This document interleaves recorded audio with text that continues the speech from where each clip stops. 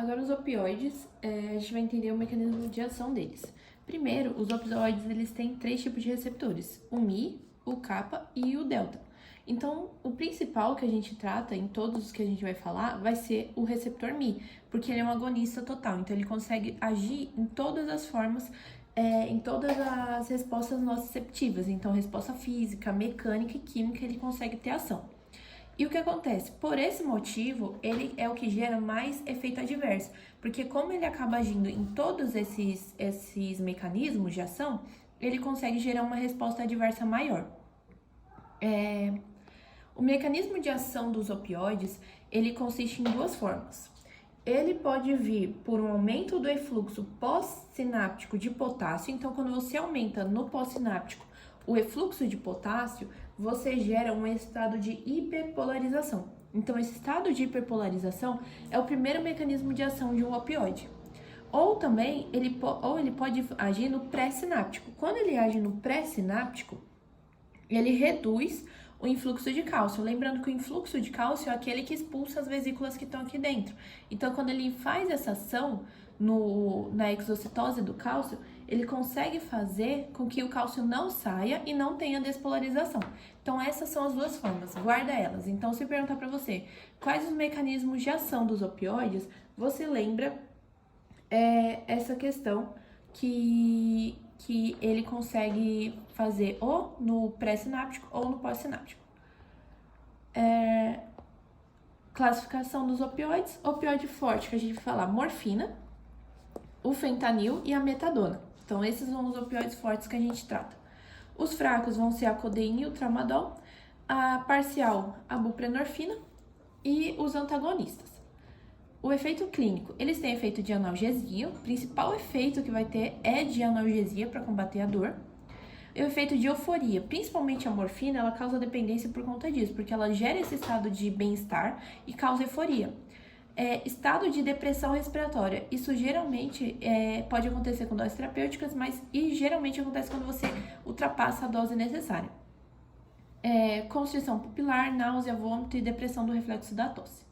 Ele também age no trato gastrointestinal. Quando ele age nesse trato gastrointestinal, ele consegue fazer com que a pessoa ela tenha diminuição do peristaltismo. Então, ela gera uma constipação grave. Tratar e prevenir dor é o principal uso clínico, anestésico, reduzir dor no trabalho de parto e questão de diarreia. Então, vamos começar com a morfina. Quando a gente fala sobre a morfina, ela é o principal analgésico que ele age nos receptores Mi. Então, ele tem uma forte ação nos receptores Mi, só que ele faz vasodilatação. Quando ele faz vasodilatação, ele aumenta a quantidade de estaminas. Então, ele tem uma forte ação com estaminas, uma forte relação com elas, e ele consegue diminuir a pré-carga devido a esse estado de vasodilatação. Só que o que acontece com ele? Ele faz recirculação enterohepática. Então, pelo fato dele fazer essa recirculação enterohepática, ele consegue se manter mais tempo circulando no sangue. Ele aumenta o limiar no nível da medula, então ele consegue aumentar esse limiar nível medular, só que uma coisa que ele faz é esse metabólito ativo. Quando ele faz essa recirculação, ele produz metabólitos ativos. Então, se numa questão falar que o paciente ele tem insuficiência renal, ele nunca pode usar morfina, porque esses metabólitos vão agir no rim e piorar essa questão da insuficiência renal do paciente. Ele gera estado de euforia, então é o principal problema dele, porque esse estado faz com que a pessoa fique dependente. Depressão respiratória, ele causa como efeito adverso. E o uso clínico dele vai ser principalmente para traumatismos, cânceres e edema pulmonar. Então, traumatismo, câncer e edema de pulmão, você usa morfina. A metadona, ela também trata a dependência, só que ela é um substituto do abuso dos opioides. Então, quando a pessoa está viciada já, você usa a metadona para substituir esse opioide que ela está viciada, para tentar fazer uma substituição, porque ela não tem tanta ação de euforia. Principal dor que ela vai tratar vão ser as dores neuropáticas, por conta do antagonismo dela no NMDA. Ela não tem metabólitos ativos, então não produz metabólitos ativos, e por isso que eu vou preferir usar metadona para paciente com insuficiência renal. Então, falar na questão que o paciente tem problema de rim, você usa metadona. Ele tem uma meia-vida maior, um tempo de meia-vida bom, E o início dela é de 1 hora, tem um pico em 12 horas e o fim dela demora mais de um dia, às vezes 30 horas para sair. Então ela tem um tempo bom de ação. Agora o fentanil, que é o outro forte que a gente trata, ele faz analgesia de curta duração, então o período que ele dura é de 15 a 30 minutos, ele dura esse período. Ele é 100 vezes mais forte que a morfina na anestesia. E o que acontece com o fentanil é que eu vou usar ele na anestesia associado com anestésico local, para fazer analgesia epidural. Então, quando pensar em analgesia epidural, você junta fentanil com anestésico local. Agora a gente vai para os que não são tão fortes, que vai ser a codeína, em primeiro lugar. Codeína trata dor leve a moderada e você associa ela com paracetamol ou diclofenaco. Paracetamol. Farmacocinética dela, ela é um profármaco.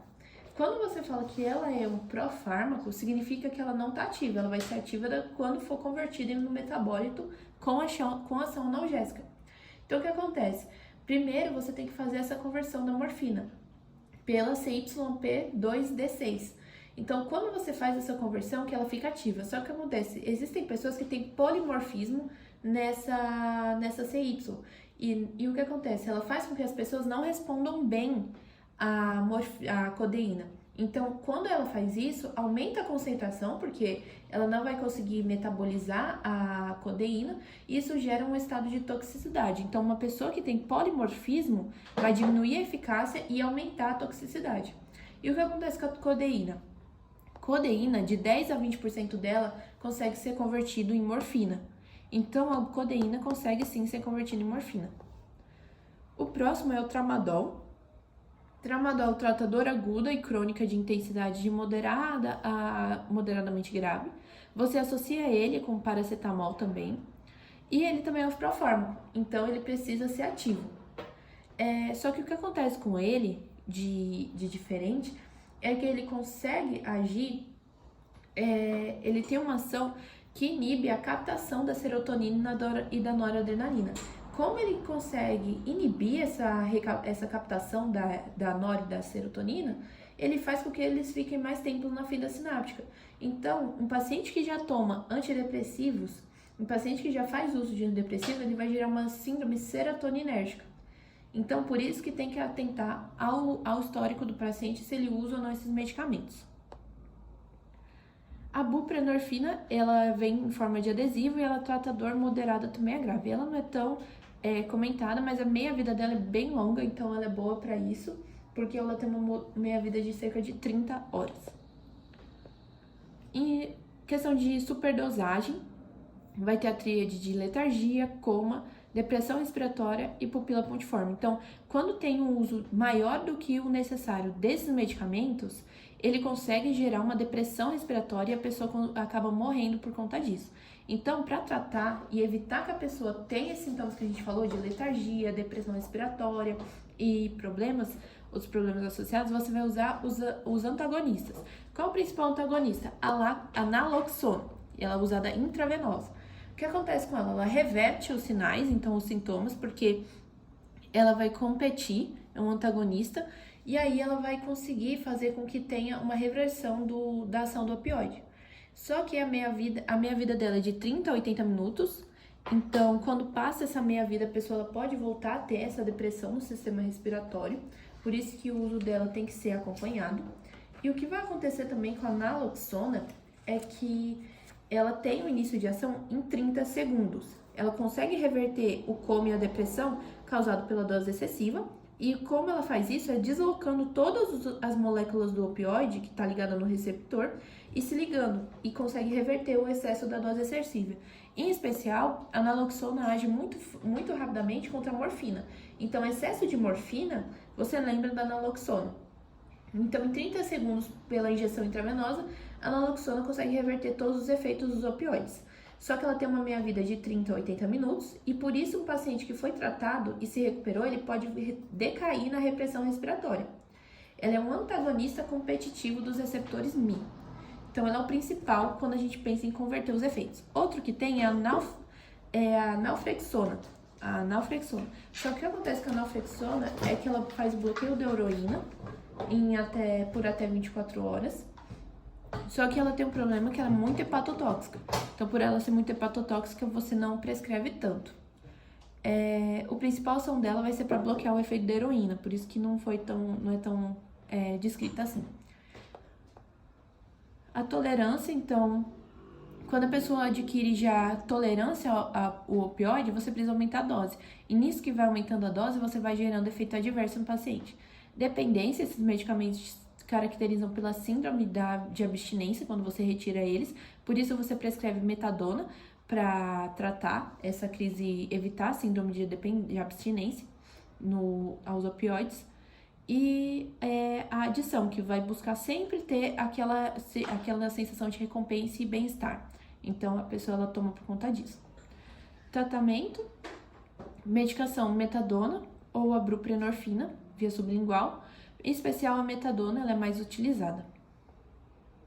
Ela trata a síndrome de abstinência e bloqueia os efeitos da euforia no consumo de opioides.